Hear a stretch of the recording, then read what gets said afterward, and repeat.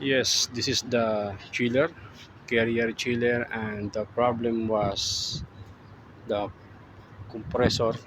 Compressor winding is not good resistance.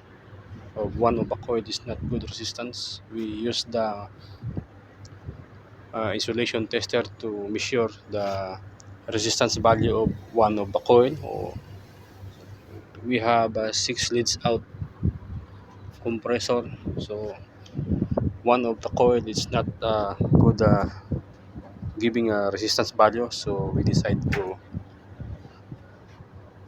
dismantle this compressor and rewinding. Now we already fixed the compressor coil, and as you can see it's already connected, and hopefully by tomorrow or the next day we can start up the unit.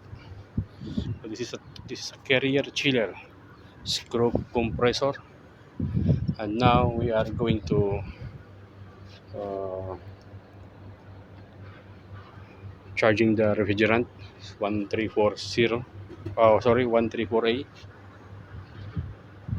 So maybe later on or tomorrow we will we will start the unit.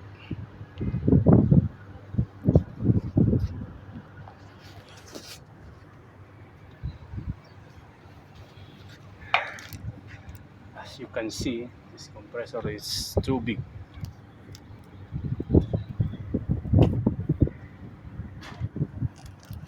And this is my partner from United India, from India. United India. United from from India.